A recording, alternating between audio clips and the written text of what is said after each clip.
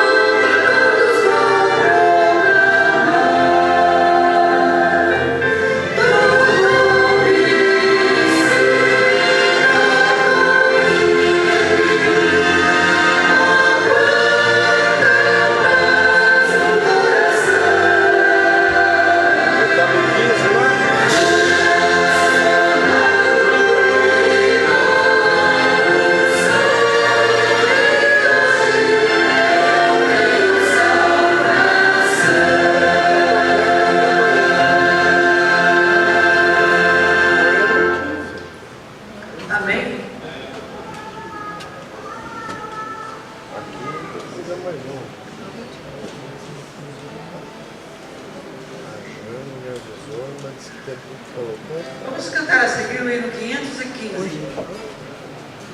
Agora é 6 horas. 6 horas, 7 horas.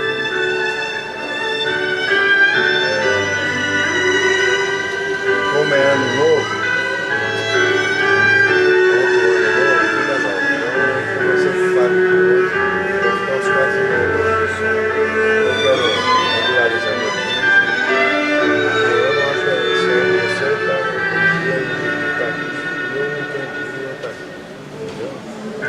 Vivo de nós e chegou a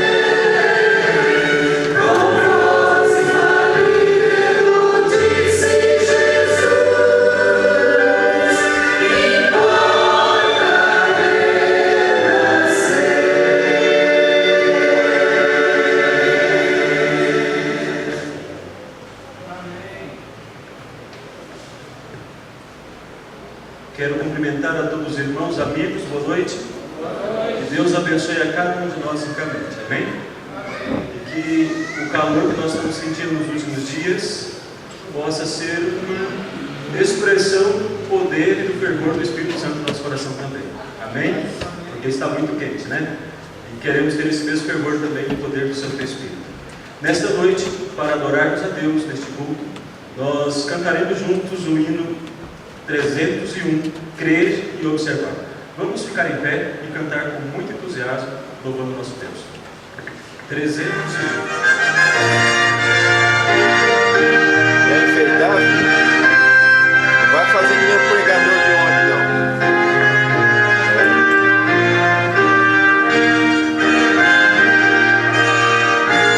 Minha mãe não trouxe meu lenço e eu esqueci.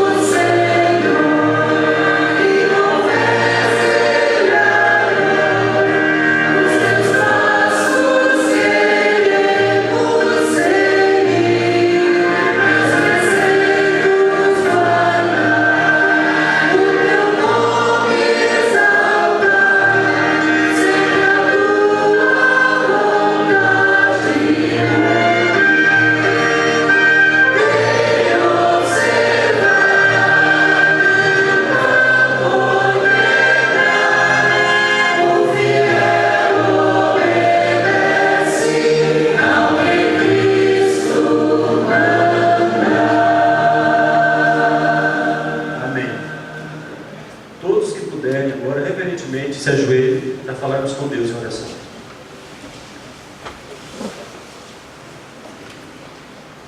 Grande Deus, poderoso Pai, exaltamos o Teu nome, Senhor, pela dádiva da vida concedida a todos nós. Também Te louvamos pela oportunidade de, no final deste dia, estarmos reunidos em Tua casa, para termos um encontro contigo. Abençoe, ó Pai, tudo que viermos a fazer aqui, que seja para a honra e glória do Teu santo nome, e que seja para o nosso crescimento na Tua companhia. Abençoe o louvor, abençoe os nossos momentos de entrega, abençoe o Teu servo que escolheste nessa noite para transmitir a Tua mensagem, e abençoe a cada um de nós como filhos e adoradores. Abençoe aqueles que vieram com lutas e dificuldades e problemas em seu coração. alivie o jugo, o fardo, porque nós confiamos nos méritos do Senhor Jesus. E é por causa dele que nós oramos e nos entregamos. Amém.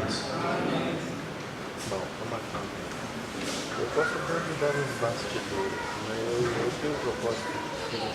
Esta noite, uma noite especial, eu estou feliz pela presença de todos vocês conosco. Eu tenho certeza que Deus está muito feliz também por você ter saído da sua casa para estar aqui conosco. Os nossos amigos que nos visitam também, aqueles que visitam, mas já são de casa, sejam bem-vindos sempre, tá bom? E queremos agradecer também a presença ilustre, especial do grupo Gênesis. Tivemos ontem conosco a honra do Josué e hoje meu grupo. Então estamos muito felizes e temos certeza que Deus será honrado também, tá bom? Quero reforçar um anúncio para a igreja, para todos vocês que estão aqui. Estamos no processo do acampamento de verão. Será no mês de fevereiro. Não vai ser logo perto do início, 13 a 17, se não estou enganado. Então, você que ainda não fez a sua inscrição, procure o departamento jovem. A Maísa está lá fora no hall de entrada, fazendo a inscrição. Se você não fez, planeje ir, tá bom? Faça a sua inscrição para que nós estejamos juntos neste período tão especial do ano, celebrando como irmãos e como amigos, tá bom? Então, nesta noite, para a honra e glória do nosso Deus, ouviremos o grupo Gênesis que irá louvar o Senhor. Só não trabalhei na parte que meu pai estava no dia machucado, eu trabalhava tudo meio aqui, fora. Pode abrir tudo, senão eu vou começar a bater. Enquanto bater, eu não vou deixar a ficha. Igual eu faço aqui. Deixa todo mundo ver, né? Calma. Ó, José, eu não gosto de usar nada dessas coisas.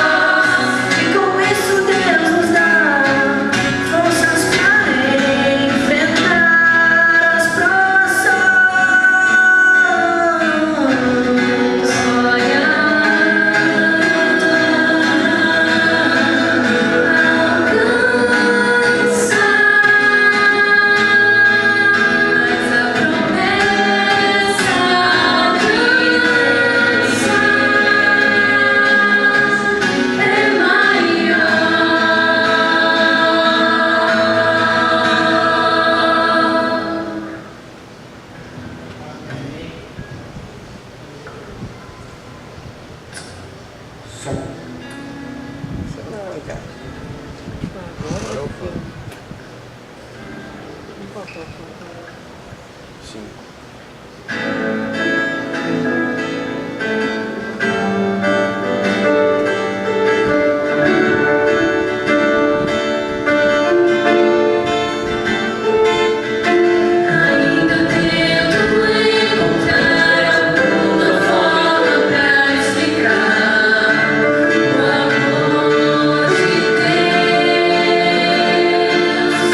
Deixou seu reino e poder.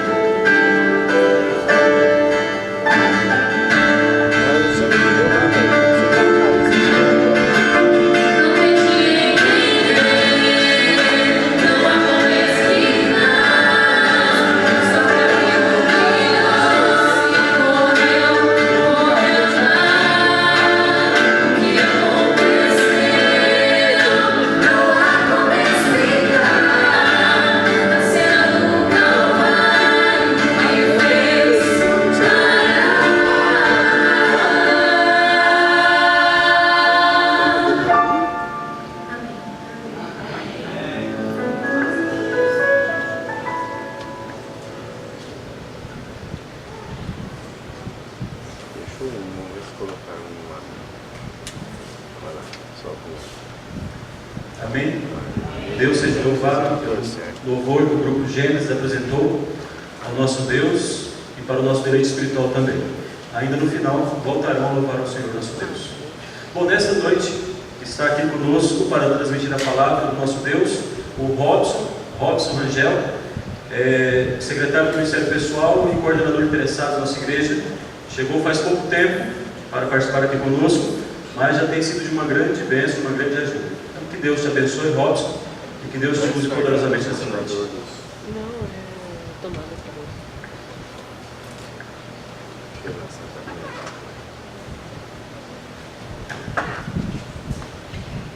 Dando me ajudando ali, que senão eu vou cozinhar aqui. Está muito quente. Obrigado, Dan. Essa noite eu quero falar um pouco sobre algumas verdades presentes na história cristã, na história dos nossos patriarcas. E nós começamos por uma primeira verdade presente, que é a verdade endêmica. A Bíblia não fala do Éden acabado de criar por Deus como uma aliança, mas logicamente é uma aliança. Já era uma aliança em que eles viviam da vida eterna, eles desfrutavam do benefício da vida. Nessa aliança que Deus instituiu no Éden, havia ali duas árvores, a árvore da vida e a árvore do conhecimento do bem e do mal. Nessas duas árvores, Deus colocou Adão e Eva, esse casal criado, à prova. Neste teste, essas árvores passaram a simbolizar, a árvore da vida passou a simbolizar a graça de Deus, a misericórdia, e neste teste, a árvore da ciência do bem e do mal passou a simbolizar a santa lei de Deus, o decálogo, uma questão de obediência. Então, aqui já no Éden, vivendo da vida eterna, eles estavam vivendo revestidos da glória de Deus, em plena harmonia com os princípios de Deus. Então, eles já tinham um teste que tinham na árvore da vida o símbolo da graça, e na árvore do conhecimento a lei, a justiça de Cristo. A irmã White fala que a morte de nosso Salvador Jesus Cristo na cruz colocou a justiça e a misericórdia em harmonia. A justiça e a misericórdia se beijaram na cruz de Cristo. Então você veja, a grande estratégia do inimigo no céu foi colocar um atributo de Deus, da divindade, contra o outro. Quando o inimigo lançou a ideia dizendo: este é um Deus injusto, que faz leis que seres e criaturas criadas no universo são incapazes de obedecer. Então o inimigo jogava a justiça de Cristo, que é Ele mesmo, contra a misericórdia dele, que é Ele mesmo. Então veja, o inimigo ataca quem? Ataca a Deus. No Éden ele continua com seu intento de atacar a Deus. Então o intento do inimigo é atacar a justiça de Cristo, colocando contra a misericórdia. Os dois atributos são de Cristo. Nós conhecemos esses atributos na santa revelação de Deus, que é a palavra de Deus, a revelação maior que nós conhecemos. Mas esse atributo é o próprio Cristo. Isso é a revelação, é o transcrito do caráter de Cristo, a lei e a misericórdia. E o que coloca isso em harmonia, em perfeito equilíbrio, é o Espírito Santo. Uma vez que o Espírito Santo mora em nós, nós somos pequenas igrejinhas, como meu amigo João Muniz disse ontem numa reunião, é isso mesmo. Nós somos pequenas igrejinhas, e nessas igrejinhas, se o Espírito do Senhor mora, habita, reside, então em perfeita harmonia estará a justiça de Cristo e a misericórdia. Então nós vemos o desequilíbrio quando o indivíduo quer se salvar pela lei somente. Ele acha que ele pode se salvar pela lei, ele busca e ele nunca consegue, acaba sendo frustrado. Em casa ele tem problemas de relacionamento, na igreja ele fica olhando o defeito de todo mundo, medindo a roupa das pessoas, porque ele quer se salvar pelas leis, e pela lei ninguém se salvará. Por quê? A lei tem algum problema? Não, a lei é perfeita, como Paulo disse, perfeita, santa e justa. Então aonde está o problema? Está em nós. Nós somos o problema. Por quê? Uma vez que Adão e Eva ali, não vamos entrar no mérito ali da responsabilidade nem da queda, porque Adão jogou a culpa meio que em Deus e na Eva jogou a culpa na cobra, a cobra não tinha quem jogar a culpa, teve que assumir. Então foi mais ou menos isso.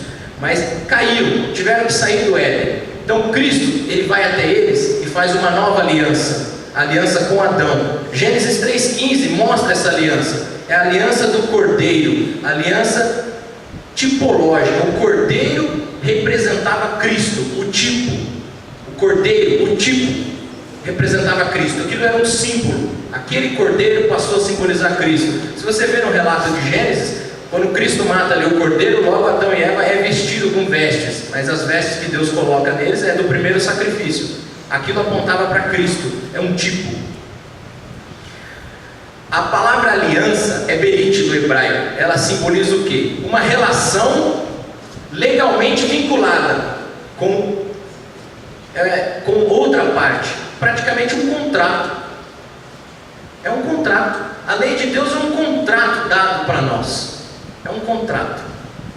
É uma aliança. A graça de Cristo também é uma aliança. Então Cristo, ele exalta na primeira aliança endêmica, no Éden. Segunda aliança que nós podemos colocar, Adão após a queda. Cristo exalta quem nessa aliança? Que verdade presente está sendo exaltada aqui? O Cordeiro.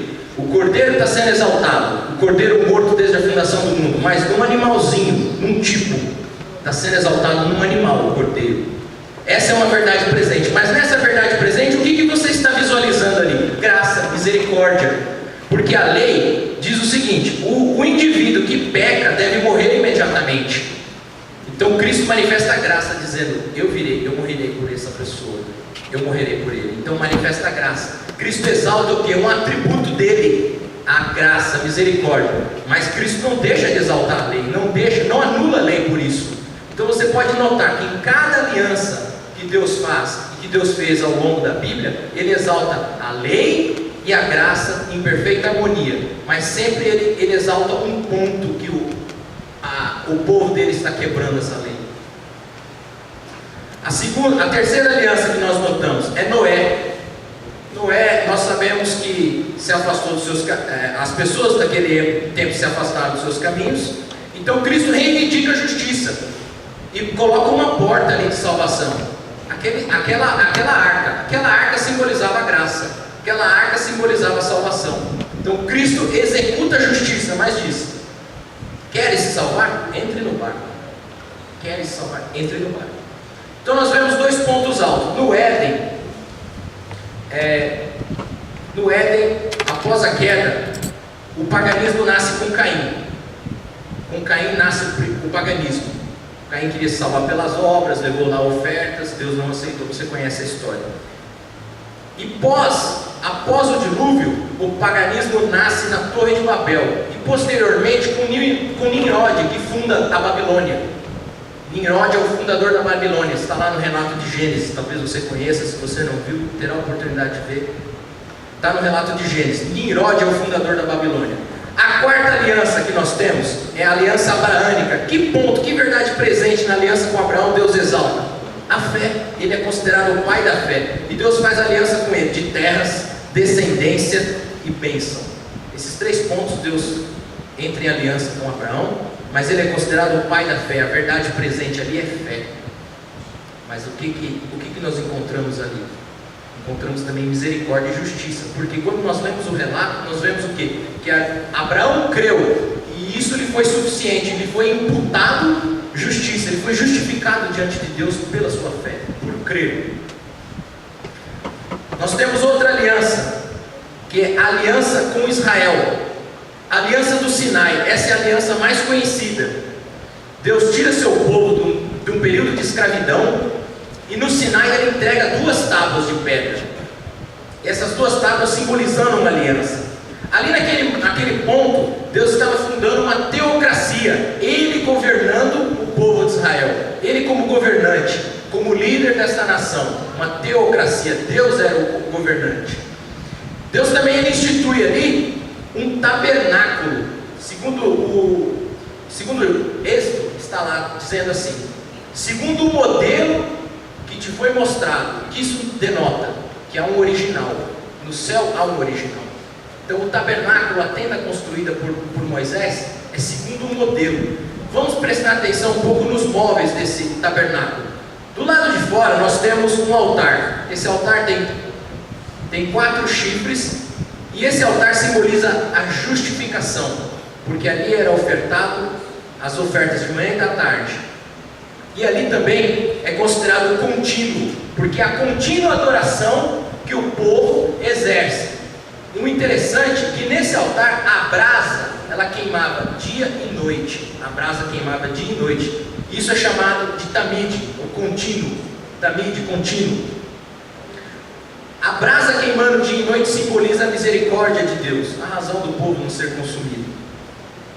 Dentro, no primeiro compartimento, nós temos o candelabro com 7 lâmpadas, simbolizando Jesus, a luz do mundo, mas também o Espírito Santo.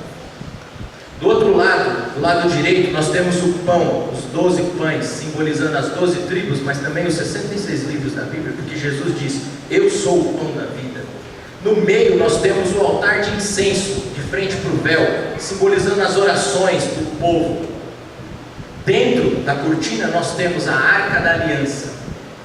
Então vamos ver, compartimento externo, justificação. O pecador é justificado lá pelo sangue de Cristo. Dentro do primeiro compartimento, santificação.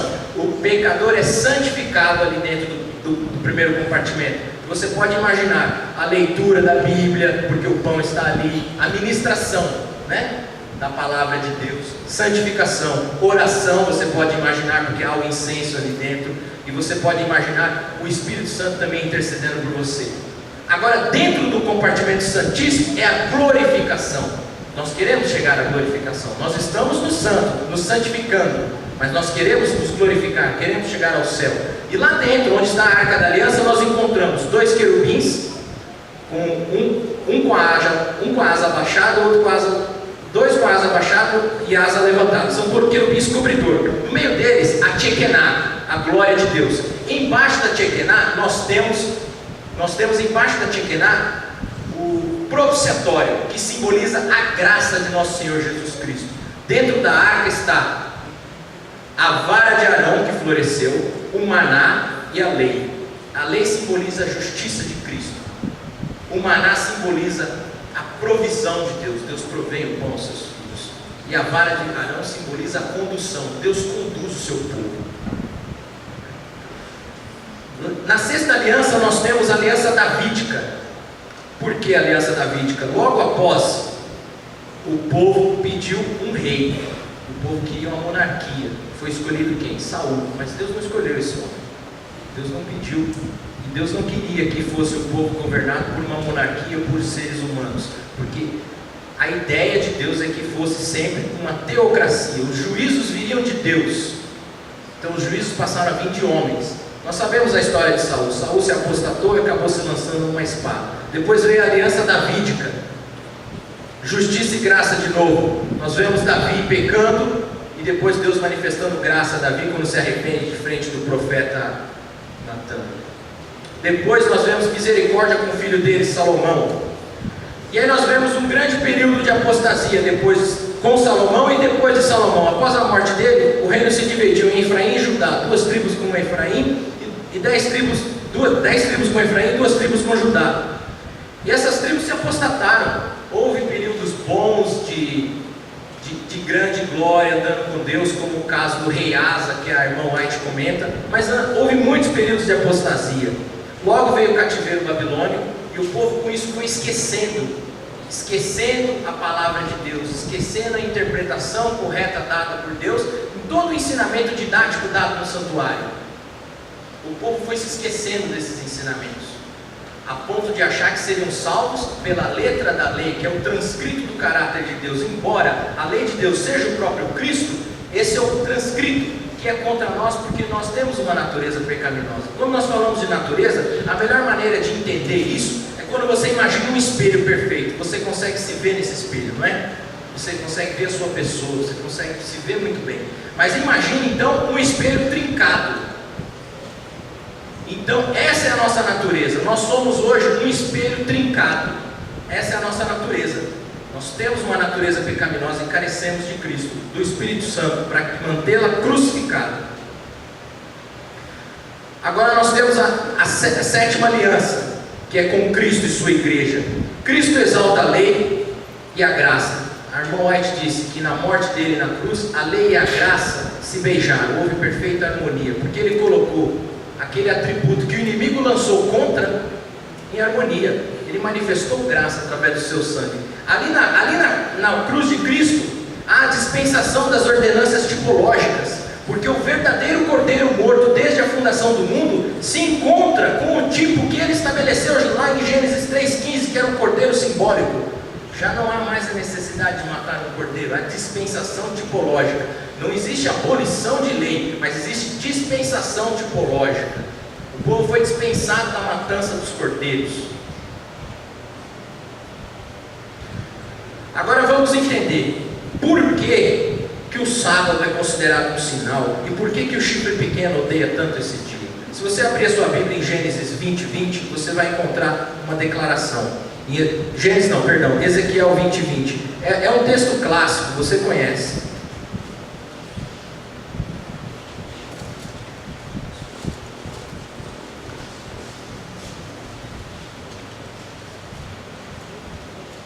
Vou ler. Santificai os meus sábados, pois servirão de sinal entre mim e vós, para que saibais que eu sou o Senhor, o vosso Deus. Então Deus pede, santifique esse dia, servirá de sinal entre mim e vós, entre mim e o seu povo, para que você saiba que eu sou o seu Deus. Agora abra sua Bíblia em Gênesis 20, lá no mandamento, e vamos entender o porquê que Satanás, que simboliza o chifre pequeno, odeia tanto esse dia. Vamos olhar lá o 4º mandamento da lei de Deus. A irmã White diz que se esquecer dos princípios de ensinamento do nosso Deus é pecado. Por isso que o mandamento já começa como lembra-te. É Êxodo 20, que é o mandamento, o Santo Decálogo. Eu vou ler a partir do verso 10 aqui, ó. Mas o 7º dia do sábado do Senhor teu Deus, aqui se você olhar, do Senhor teu Deus, nós temos a palavra Senhor em maiúsculo, depois nós temos teu Deus. A palavra Senhor em maiúsculo é Yahvé, e a palavra Deus em Elohim. A palavra Deus que está em maiúsculo é colocada assim por uma tradição dos judeus. Os judeus tinham o hábito de não pronunciar o nome próprio de nosso Deus. Porque o mandamento diz, não falarás o nome do Senhor teu Deus em vão. Então isso é uma cultura judaica. Você vai encontrar, quando você encontrar o Senhor assim em maiúsculo, é Yahvé, é o nome próprio de nosso Deus. Então aqui nós encontramos o nome de Deus no santo mandamento. Yahvé e Elohim. Elohim tem uma pluralidade. Então denota o quê? O que você pode imaginar em Elohim? Pai, Filho e Espírito Santo. Elohim. Agora vamos continuar observando. Mas não farás nenhum trabalho, nem tu, nem o teu filho, nem tua filha, nem o teu servo, nem a tua serva, nem o teu animal, nem o forasteiro das tuas portas para dentro. Agora o verso 11. Porque em 6 dias fez o Senhor. Aqui de novo, Yahvé e fez. Aqui fez é criador. Deus faz. Qual é o cargo de Deus? Ele é criador, ele cria. Deus é criador. Os céus, a terra, o mar e tudo que neles há. Então aqui os céus, a terra, o mar e tudo que neles há denota para você o quê? Uma dimensão de espaço. Deus é proprietário do quê? Da terra? Do universo. Céu, terra e mar, tudo é dele. Nos períodos antigos, os reis usavam anéis. E esses anéis selavam documentos. Há 3 características no anel real: o nome do rei, o cargo que ele ocupa, ou o cargo que o juiz ocupa, aquele que sela o documento, e a extensão do seu domínio. Há essas 3 características no anel real. E o selo de Deus tem essas 3 características: o nome dele, o cargo dele e o domínio. Agora você pode entender o porquê que o inimigo odeia tanto o santo sábado. Porque o sábado aponta diretamente para o Criador, dizendo, Ele é o Criador, e este é o nome dele. Ele fez a terra, Ele descansou nesse dia. O sábado é um selo que aponta para Deus, e inclusive mostrando qual é o nome dele. A irmã White fala em Primeiros Escritos que ela teve uma visão do céu. Nessa visão, ela viu exatamente a arca da aliança. Ela viu as tábuas da lei. E nas tábuas da lei ela observou exatamente no quarto mandamento uma luz que brilhava espetacularmente. Tiago 2,10 diz assim: aquele que guardar um só ponto da lei, aquele que guardar toda a lei, mas tropeçar em um só ponto da lei, tropeçou em toda a lei. Tiago 2,10. Você pode ver isso em sua Bíblia. Então, aquele que guarda um ponto da lei, aquele que guarda 9 mandamentos, tropeça em um, está tropeçando em 10. Essa é a matemática de Deus. Abra sua Bíblia em Daniel. Daniel 7, verso 25. Proferirá palavras contra o Altíssimo, magoará os santos e cuidará em mudar os tempos e a lei. Os santos lhes serão entregues nas mãos, por um tempo, 2 tempos e metade de um tempo. Isso é uma profecia que se cumpriu. Daniel escreveu isso e não tinha a menor ideia do que se tratava. Mas nós encontramos essa profecia cumprida no imperador Constantino, que disse ter se convertido ao cristianismo no ano 321. Ele passa para o cristianismo, ele passa para a igreja primitiva, e ali ele promulga um decreto, colocando em harmonia os cristãos com a adoração do Deus Sol, que é a guarda do domingo. Então ele muda a santidade do sábado para o domingo, por decreto. E por incrível que pareça, esse decreto tem vigência até os dias de hoje. Ninguém revogou esse decreto. Ele continua vigente. A profecia diz 1 tempo, 2 tempos e metade de um tempo. Um tempo, você sabe, é 1 ano. Então dá 3 anos e 6 meses. Dá um período de 1260 dias ou anos. Você sabe que na Bíblia, dias é anos. Depois o irmão Muniz tem uma classe de estudo da Bíblia, né, do Apocalipse. Se alguém tiver dúvida com simbolismo, pode estar indo até a classe do irmão Muniz. Um período de 1260 anos. Início da pregação, início da perseguição contra o povo de Deus, foi no ano 538. Mas esse poder, o chifre pequeno, ele escolheu um instrumento, um poder religioso. Nós encontramos alguns escritores da Reforma, como Martinho Lutero, Wycliffe, Hus, Melanchthon. Essas pessoas dizem e apontam o chifre pequeno como sendo o Vaticano, como sendo o papado. Esse é o instrumento do chifre pequeno. O chifre pequeno, então, ele conquista os vândalos. 3 tribos o chifre pequeno derruba no ano 538. Os Hérculos, os vândalos e os ostrogotos. O chifre pequeno derruba essas 3 tribos. Essas 3 tribos se encontram nas nações da Europa, né? Então nós estamos ali falando dos dedos da estátua, dos artelhos, né? Nós não estamos vivendo mais nem no calcanhar, nem no pé, mas nós estamos vivendo nos dedos, nos artelhos, nos momentos finais da história desse mundo.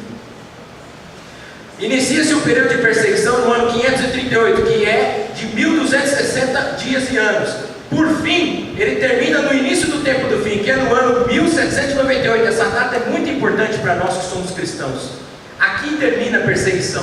Mas antes de terminar a perseguição, que houve coisas horríveis praticadas por esse poder religioso, que não vale a pena mencionar, as pessoas que morreram também em defesa, como Wycliffe, John Hus, Melanchthon, todas essas pessoas morreram em fogueiras, defendendo as escrituras sagradas. E são esses mesmos que apontam esse poder religioso como sendo a besta. O início do período do fim, que é 1798, é marcado pela prisão do Papa Pio VI, a mando de Napoleão Bonaparte. Quem prendeu foi o general Berthier. Há mais um general envolvido nessa história também, o senhor se lembra? São 2 generais. Eu só me lembro do general Berthier, mas existe mais um general. São 2 generais que prenderam o Papa Pio VI. Por consequência, o Papa morre preso na prisão. Aqui é marcado nessa data a ferida mortal. Ferida mortal que a besta recebe. O papado recebe uma ferida. Por que a ferida? Porque o poder que o papado tinha de perseguir os cristãos, a autoridade política que o papado tinha, a partir desse ano já não tem mais. A partir do ano 1798 é quebrado o poder político do papado. Então, é considerado uma ferida mortal. O livro de Apocalipse fala que isso é uma ferida mortal.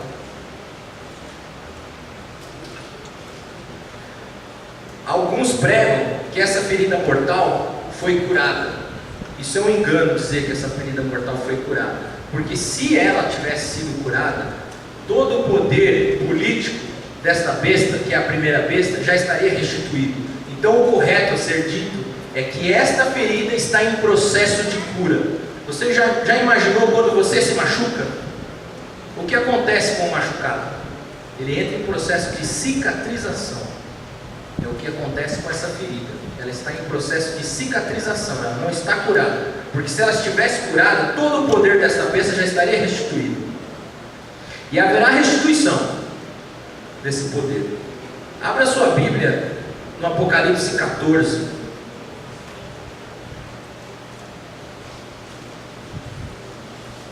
Aqui no livro de Apocalipse 14 nós temos uma mensagem importante que é dada a nós cristãos que conhecem esse selo. É a tríplice mensagem angélica. Eu vou ler o verso 6, que diz assim: vi outro anjo voando pelo meio do céu, tendo o evangelho eterno para pregar aos que se assentam sobre a terra, a cada nação, tribo e língua.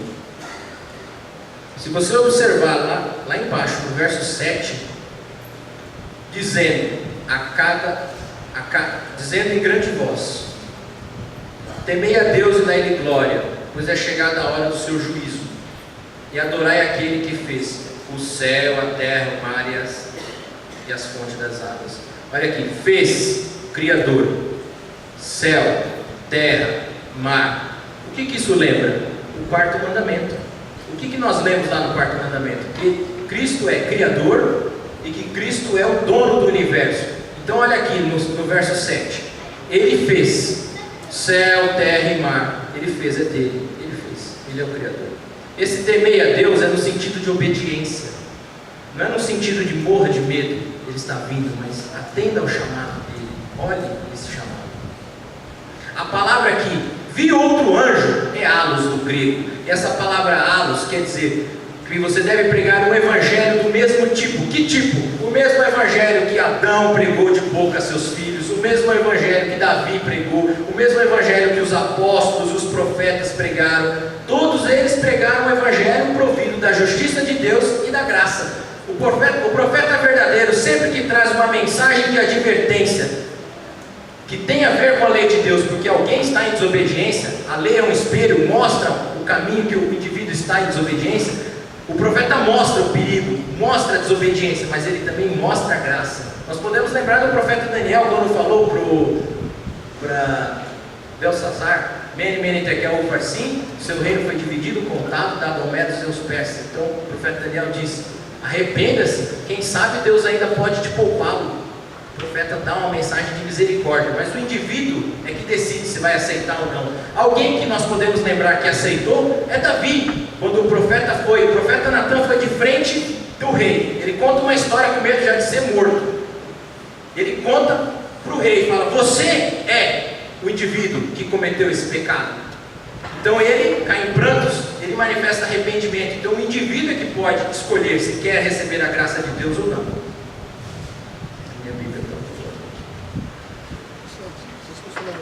A segunda mensagem, a segunda voz.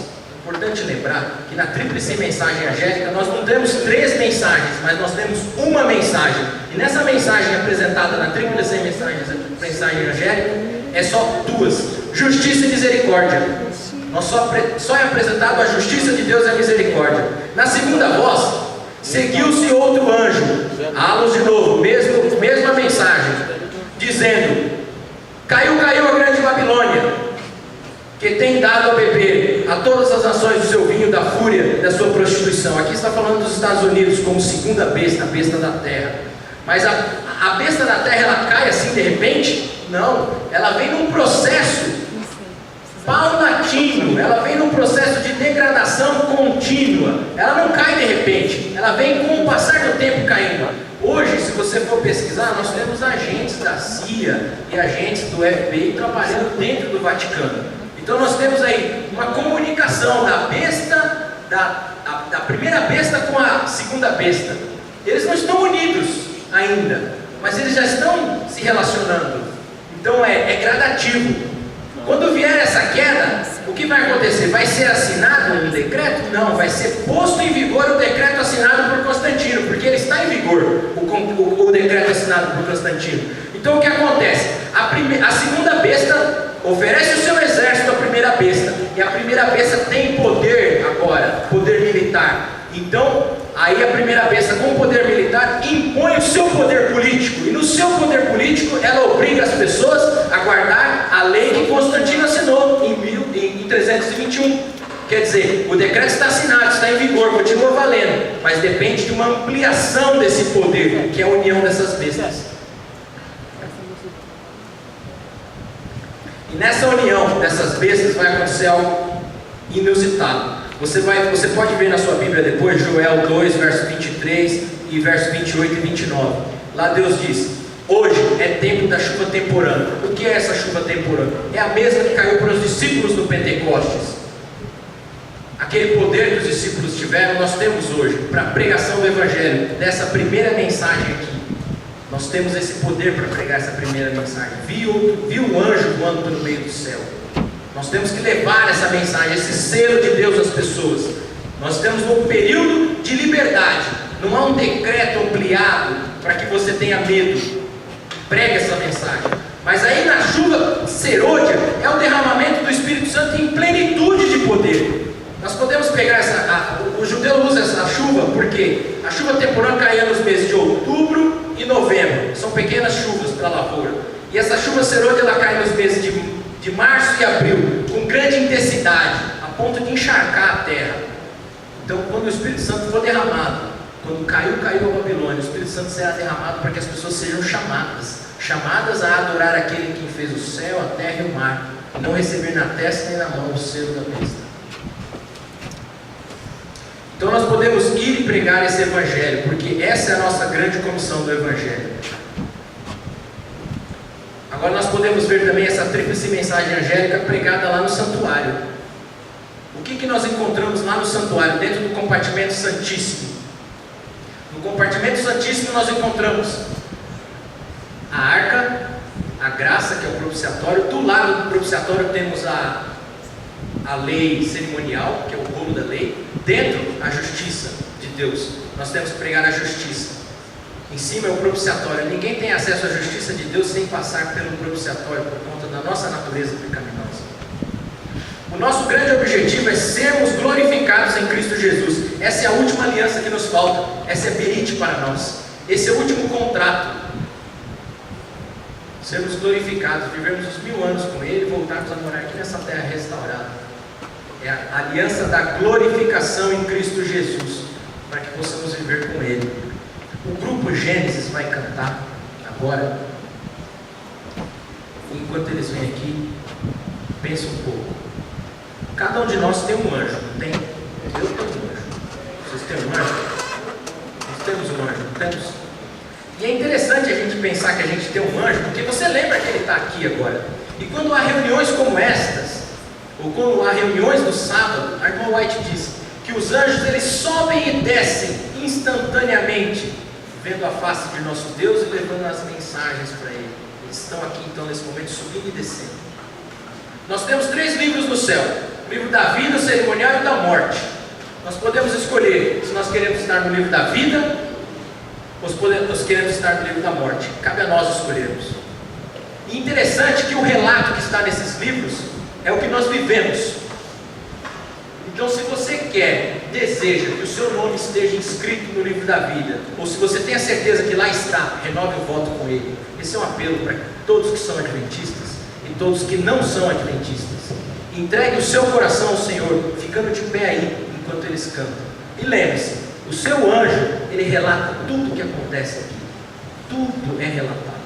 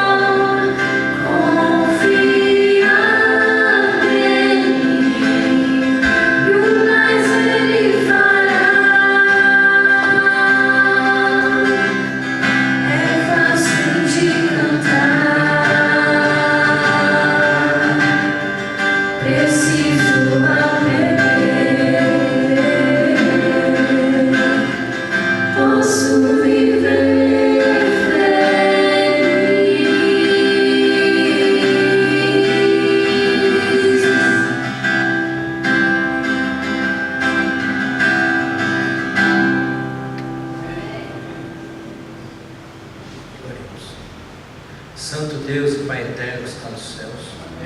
Obrigado, Senhor, por esse dia que o Senhor nos deu, pela oportunidade de estarmos aqui congregados.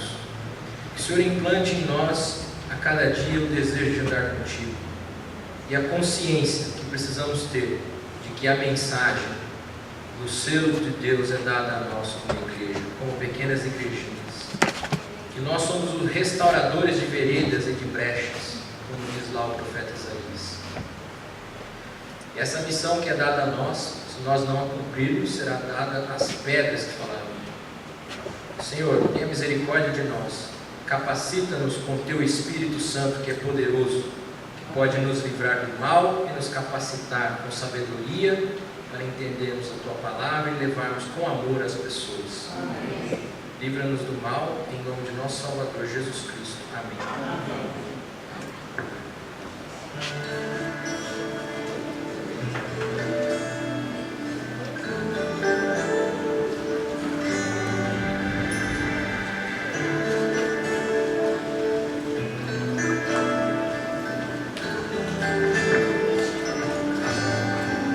Hoje aqui, meu Jesus,